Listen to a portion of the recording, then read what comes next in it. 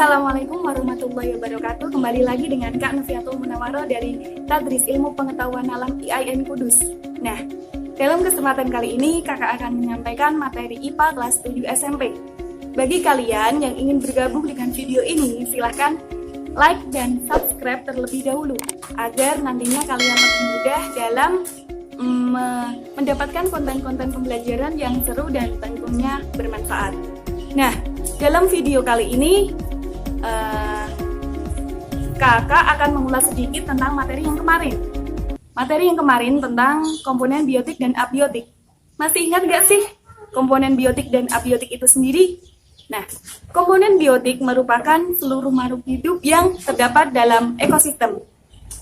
Kelompok ini dibedakan dalam 3 bagian utama. Yang pertama adalah produsen, yang kedua konsumen, dan yang ketiga adalah pengurai atau dekomposer. Kelompok produsen ini tentunya berasal dari makhluk hidup yang dapat membuat makanannya sendiri dengan cara berfotosintesis. Nah, contohnya adalah tumbuhan. Selanjutnya dari konsumen. Konsumen ini berasal dari makhluk hidup yang menggunakan hasil yang diproduksi oleh produsen. Contohnya adalah kita sendiri, yaitu manusia dan hewan. Nah, konsumen ini dibedakan menjadi 3, yaitu herbivora, karnivora, dan omnivora. Yang terakhir adalah pengurai atau dekomposer. Dekomposer ini merupakan organisme yang menguraikan sisa-sisa hasil makhluk hidup. Contohnya adalah bakteri dan virus.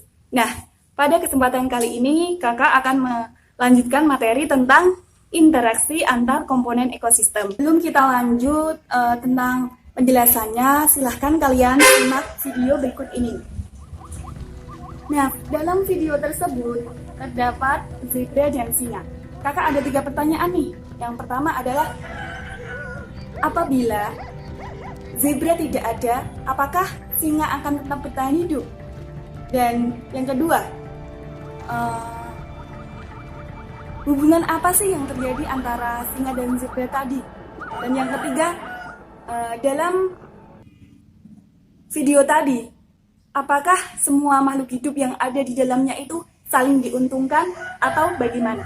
Nah, silahkan kalian jawab pertanyaan tadi di kolom komentar berikut ini. Atau kalian bisa jawab sendiri di kertas kalian di rumah ya. Interaksi antar komponen ekosistem dikelompokkan ke dalam 4 bagian, yaitu interaksi antar organisme, interaksi antar populasi, interaksi antar komunitas, dan interaksi antar komponen biotik dengan komponen abiotik. Nah, interaksi antar organisme itu dibedakan ke dalam 3 kelompok, yaitu simbiosis, predasi, dan netral. Yang pertama adalah simbiosis. Apa itu simbiosis? Ayo, apa? Simbiosis merupakan hubungan timbal balik antar 2 organisme yang berbeda dalam satu habitat yang sama. Nah, simbiosis ini dibagi menjadi 3. Apa saja? Yang pertama adalah simbiosis mutualisme, yang kedua simbiosis komensalisme, dan yang ketiga adalah simbiosis parasitisme. Simbiosis mutualisme merupakan hubungan timbal balik antar organisme berbeda spesies yang saling menguntungkan kedua belah pihak. Nah, di sini contohnya adalah kerbau dengan burung jalak. Kenapa bisa begitu? Nah, di sini burung jalak mendapatkan makanan dari kulit kerbau berupa kutu-kutu yang dimakan burung jalak. Sedangkan apa keuntungan kerbau? Kerbau mendapat keuntungan tubuhnya bersih dari kutu-kutu. Yang kedua adalah simbiosis komensalisme, merupakan hubungan atau interaksi antar 2 organisme yang berbeda spesies yang hidup dalam satu habitat, di mana yang satu pihak diuntungkan dan yang satu pihaknya tidak dirugikan maupun diuntungkan. Contohnya adalah ikan remora dengan ikan pari. Contoh lain, bunga anggrek dengan pohon mangga. Simbiosis yang ketiga adalah simbiosis parasitisme, di mana terjadi hubungan atau interaksi antar organisme yang berbeda spesies, yang mana salah satu pihaknya itu dirugikan. Contohnya adalah Plasmodium pada manusia. benalu dengan pohon inangnya. Mengapa bisa begitu? Di sini benalu menggantungkan seluruh hidupnya dengan mendapatkan energi dari pohon inangnya tadi. Yang kedua adalah predasi. Predasi merupakan hubungan antara mangsa dan pemangsa atau predator. Nah, hubungan ini sangat erat sebab apa? Tanpa mangsa, predator tidak bisa hidup. Nah, proses interaksi predasi ini biasanya terjadi pada antar hewan, antara tumbuhan dengan hewan maupun tumbuhan predator dengan mangsanya. Contohnya adalah tadi, singa dengan zebra, singa dengan rusa, terus kuda yang memangsa rumput, ataupun tumbuhan kantong semar yang memangsa serangga. Yang ketiga adalah netral. Netral merupakan hubungan saling tidak mengganggu antar organisme dalam habitat yang sama. Arti netral ini adalah tidak diuntungkan dan tidak dirugikan. Contohnya adalah capung dengan sapi. Contoh lain adalah ayam dengan kambing. Nah, di situ ayam memakan sisa-sisa makanan dari manusia yang dibuang ke tanah, sedangkan kambing memakan rumput. Nah, ini yang dinamakan netral. Yang selanjutnya adalah yang kedua tentang interaksi antar populasi. Antara populasi satu dengan yang lainnya, pastinya selalu terjadi interaksi, baik itu secara langsung maupun tidak langsung. Interaksi antar populasi ini dikelompokkan menjadi dua, yaitu alelopati dan kompetisi. Alelopati merupakan interaksi antar populasi apabila populasi yang satu menghasilkan suatu zat yang dapat menghalangi tumbuhnya populasi lain. Contohnya adalah di sekitar pohon walnut itu jarang sekali ditumbuhi tanaman lain. Karena apa? Karena tumbuhan walnut ini dapat menghasilkan zat yang bersifat toksik. Nah, interaksi antar populasi yang kedua adalah kompetisi. Kompetisi ini terjadi karena adanya persaingan antar makhluk hidup untuk memenuhi kebutuhan hidup serta memperoleh kekuasaan. Contohnya dalam berebut makanan.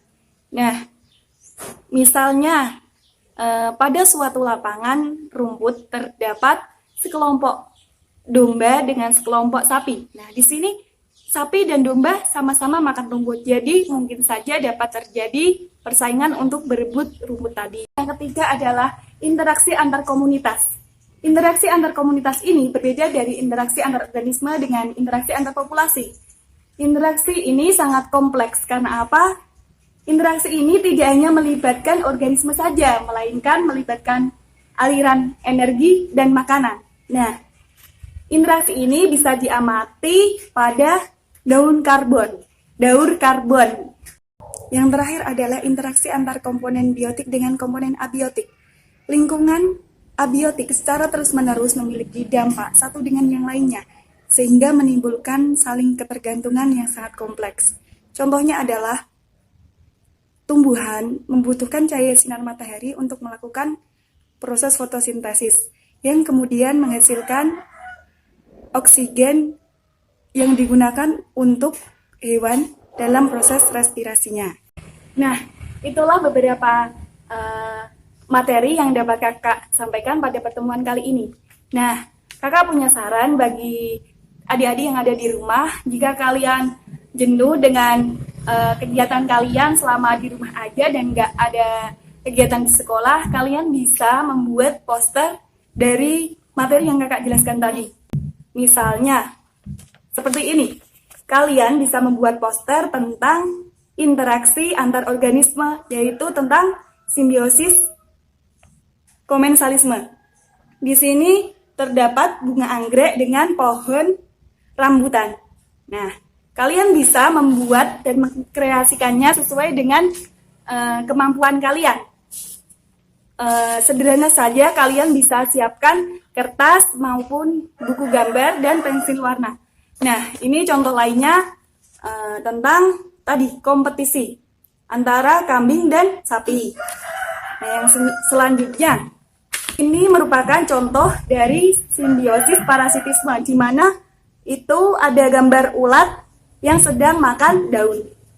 Nah, Yang selanjutnya ini tentang simbiosis mutualisme antara lebah dan bunga. Nah, hanya itu yang dapat kakak sampaikan. Semoga bermanfaat dan cukup sekian. Wassalamualaikum warahmatullahi wabarakatuh.